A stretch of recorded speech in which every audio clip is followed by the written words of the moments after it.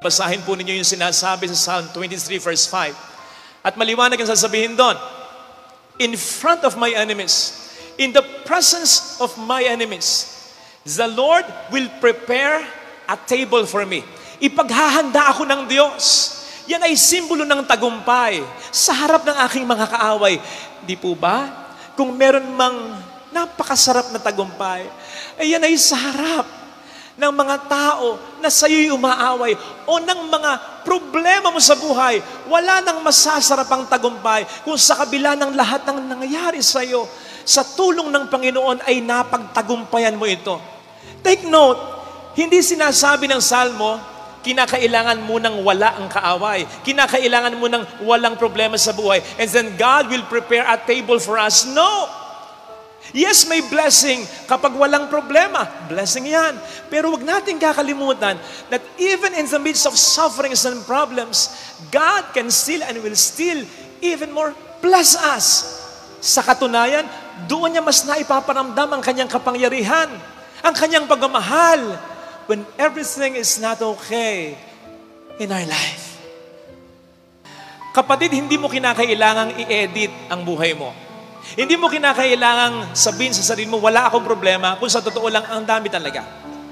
Hindi mo kinakailangan sabihin sa sarili mo, masaya ako, kung sa totoo lang, nalulungkot ka at nanghihina ka na. Pero, kung si Kristo talaga ay nasa buhay mo, at ang buhay mo ay nasa mga kamay ni Kristo, kapatid, sa kabila ng lahat ng ito, pwede mo pa rin ma-feel, you'll emerge victorious at panalo sa kabila ng lahat ng ito. Maayos din ito, malalampasan ko rin ito.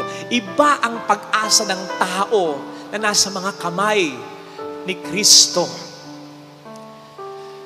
Kagabi nga po, nung magpe-prepare ako para sa humilyang ito, nakita ko yung isang caption na may picture sa FB.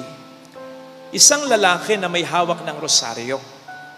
Ang sabi ng caption, sino mang may hawak nito, siguradong panalo, walang talo.